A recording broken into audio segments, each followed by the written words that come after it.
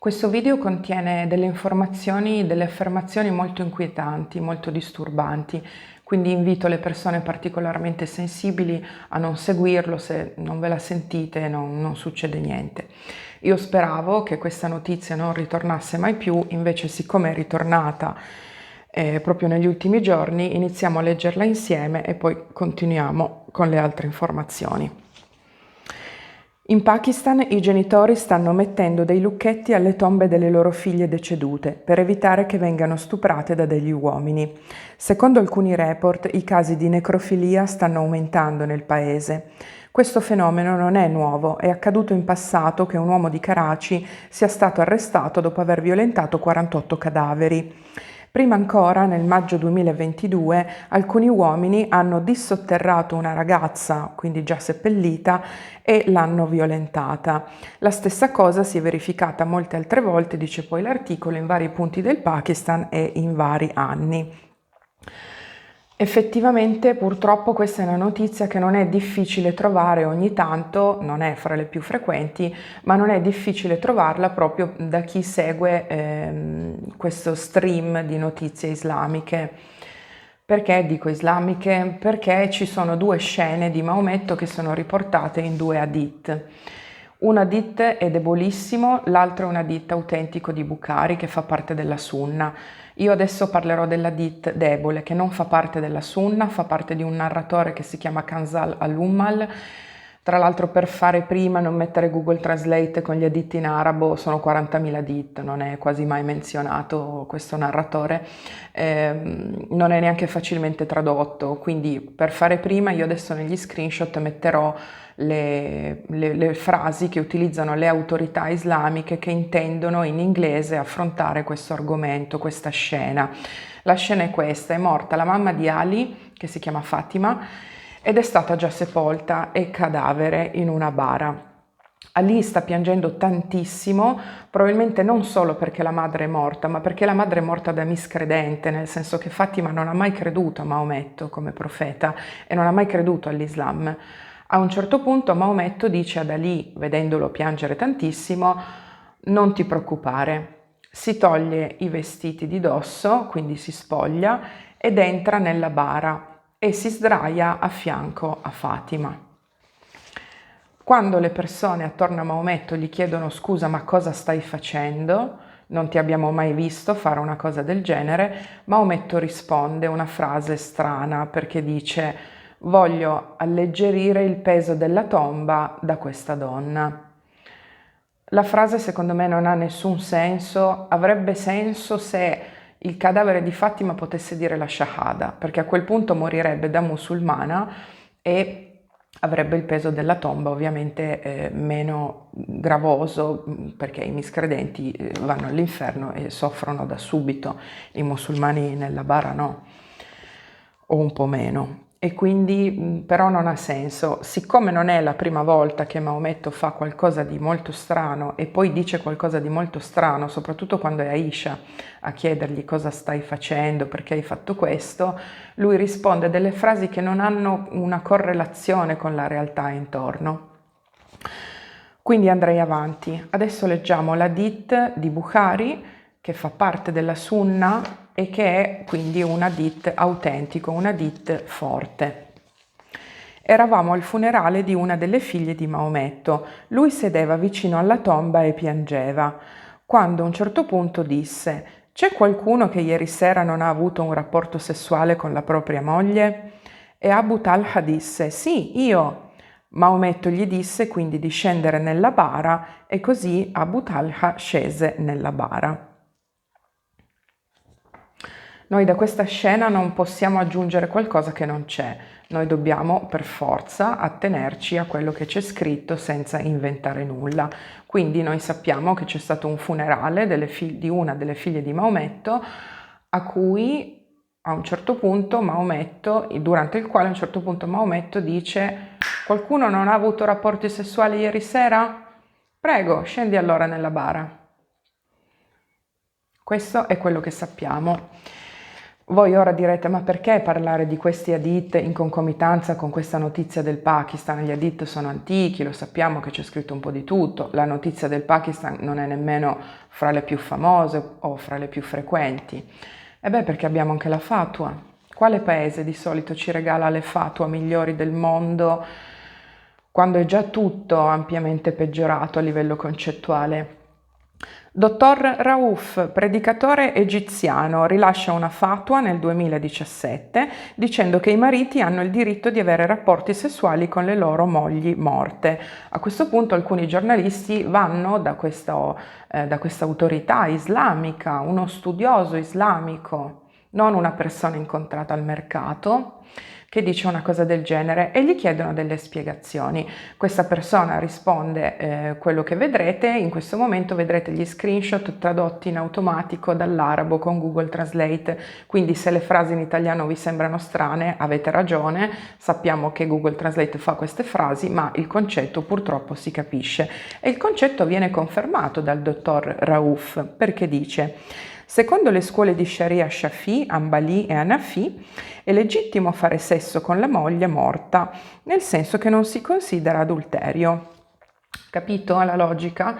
Il problema non è se fa schifo il vilipendio di cadavere oppure no, il problema è se sia adulterio oppure no. Se lo stanno chiedendo per quel motivo, per capire se è adulterio una cosa del genere oppure no. Sono già un passo oltre. E non so se ci avete fatto caso, Google Translate traduce nikah con matrimonio, ma gli stanno chiedendo, nikah in arabo non vuol dire matrimonio per come lo pensiamo noi, significa rapporto sessuale, è un contratto di rapporto sessuale il nikah. Quindi le frasi ogni tanto che vedete saltare sono perché giustamente Google Translate si attiene anche alle ricorrenze di questi termini. Ma in arabo nikah non vuol dire sposarsi come lo intendiamo in Occidente o credo anche sulla punta del Tibet. I giornalisti a un certo punto quindi poi confermano il concetto perché l'articolo continua dicendo che hanno cercato i testi di Sharia come ad esempio il Maliki, dove si dice che il marito che ha rapporti sessuali nella vagina o nell'ano della moglie morta non riceve punizione perché non è adulterio. Quindi il problema è che sia adulterio o meno. E poi confermano dicendo che anche Shafi e Hanbali affermano che non si tratta di adulterio, quindi resta impunito sulla base di questo il marito che ha un rapporto sessuale con la moglie morta, con il cadavere della moglie. Ora voi starete pensando, vabbè, però per una notizia del Pakistan, per 2 hadith, per una fatwa del genere, lo sappiamo che l'Egitto produce ogni tanto questi fantastici ragionamenti. Vi ho preparato il video di una autorità islamica marocchina. Questo studioso islamico marocchino è stato intervistato di proposito da dei giornalisti per dare un'opinione su questa fatwa, ovvero sul principio, su questa possibilità di avere un rapporto sessuale con il cadavere della propria moglie. Questa persona dice questo. لا يفعل هذا إلا من كان مختلا إما عقليا أو نفسانيا. على كل حال أنا لا أملك حق التحريم، فالفتوى لا تصنع حسب الرغبة وحسب الهوى، ولكنها حكم الله عز وجل. لهذا لا حق لي أن أحرم هذا الفعل بمجرد رأيي رغم شناعته وبشاعته. موت المرأة لا يقطع علاقة الزوجية بزوجها، فتبقى زوجته بعد الموت يعني في الآخرة كما كانت زوجته في الحياة الدنيا. إذن فهذا يعني واضح وصريح في أن العلاقة الزوجية لا تنقطع بموت المرأة، فتبقى المرأة زوجة لزوجها. وإذا كانت المرأة زوجة فالزوج له الحق أن يمارس ما شاء معها، مثلا التقبيل، فهذا أمر عادي، الرجل يقبل زوجته بعد موتها يعني حبا وحزنا وأسفا، هذا أمر عادي يفعله الناس ولا حرج فيه. وهذا هذا لا يعني أنه إذا قلنا هذا الفعل مباح لا يعني أنه محمود وأنه مقبول. يعني ممارسة الجنس على جثة المرأة لا يعني أنه فعل محمود وإن كان مباح. Capita la logica? Non ha detto niente, è tutto il contrario di tutto, nel senso che la frase finale, il fatto che sia permesso non lo rende accettabile né raccomandabile, non è una frase che sta in piedi, neanche in italiano. Il fatto che sia permesso vuol dire che lo stai permettendo. Il fatto che non sia raccomandabile, grazie, pollice in su per il fatto che tu non vada in giro per il Marocco a mettere i cartelli dicendo di stuprare tranquillamente il cadavere della propria moglie morta. E poi dice non lo rende accettabile. Non è vero. Lo rende accettabile nel momento in cui tu l'hai permesso, e il fatto che queste persone, queste autorità islamiche si vogliano trincerare dietro questa scusa che le fatwa non vengono emesse, ma cosa stiamo dicendo? Queste persone ti arrestano se non hai messo bene il velo e magari muori anche. Di recente in Marocco hanno arrestato una ragazza perché aveva fatto una battuta su Facebook su una sura. Non sappiamo neanche se sia ancora tornata viva. Cioè questi paesi non proteggono mai i loro cittadini e mettono sempre una fatua dietro l'altra pur di continuare ad essere violenti contro i propri stessi cittadini, e improvvisamente non puoi dire non è permesso avere rapporti sessuali col cadavere della moglie, ma certo che lo puoi fare, e che i musulmani fanno gli incantatori di serpenti, vanno avanti interi quarti d'ora senza dire niente, tu stai lì così, stai in ascolto, poi dopo mezz'ora capisci che non ha detto niente. Questo fanno gli incantatori di cretini. Quindi avere delle autorità islamiche che deliberatamente, fondamentalmente ti danno il permesso di fare questo sulla base di alcuni hadith anche già abbastanza ambigui da parte di Maometto, fa sì che in una società malsana come ad esempio quella dell'Afghanistan il fenomeno anche venga registrato anche in questo luogo. Ci sono delle persone che, riuscendo a scappare dalla violenza dei talebani, sono state intervistate e hanno detto che anche i talebani hanno avuto questi atti di necrofilia, cioè hanno avuto rapporti sessuali con i cadaveri delle ragazzine. La stessa cosa l'abbiamo vista succedere in Pakistan, dove effettivamente non è raro incontrare le notizie, ad esempio, che ci siano proprio delle gang di uomini che dissotterrano i cadaveri delle donne per violentarli. Questa situazione è talmente folle che a un certo punto le donne in Egitto hanno dovuto combattere contro una legge. La legge si chiamava il rapporto sessuale dell'addio e sto parlando soltanto del 2011. Secondo questa legge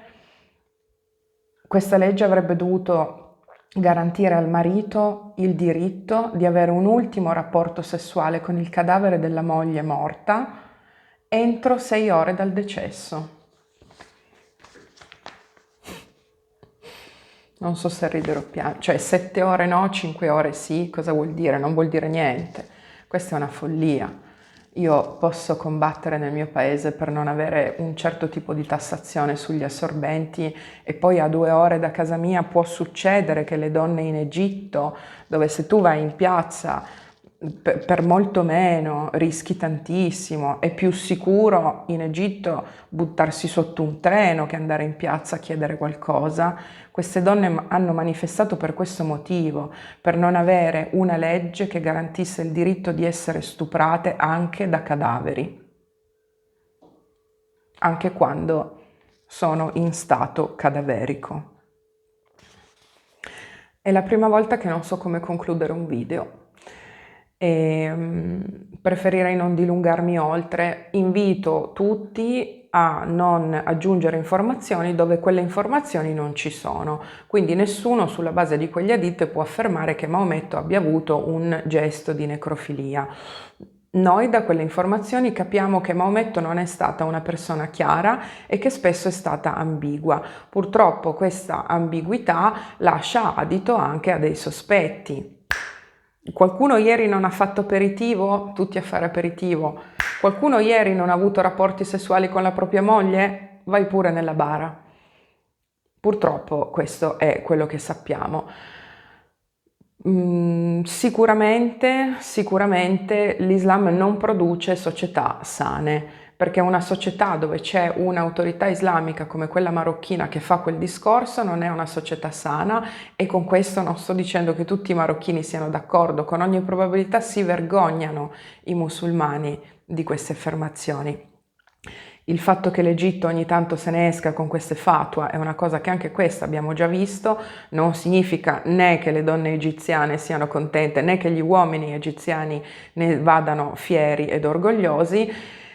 Ovviamente i talebani che stuprano i cadaveri delle ragazzine non hanno niente a che vedere con la maggior parte dei musulmani che vivono una vita fatta di valori morali condivisi come i nostri, come quelli degli ebrei, come quelli degli induisti, ma purtroppo l'Islam crea delle società malsane. Questo è garantito. E attendo di vedere i vostri commenti. Chiedo scusa, non mi sento in questo momento coerente e completa. Io di solito a fine video offro una conclusione e in questo caso non ce la faccio. Nel senso che io penso delle cose, ma penso che sia prematuro dirle, e penso che gli altri cristiani non facciano fatica ad essere d'accordo con me. Detto questo, restiamo sulle informazioni che abbiamo. Nessuno può accusare Maometto di necrofilia, nessuno può affermare che tutti i musulmani siano uguali, il Pakistan è un paese che non ha niente in comune con la Turchia, eccetera, eccetera. Basta, non so davvero come uscirne. Vado a preparare Aisha, che Allah sia compiaciuto di lei, perché dovrebbe essere il prossimo video, quindi ci vediamo presto. Grazie mille, ciao ciao.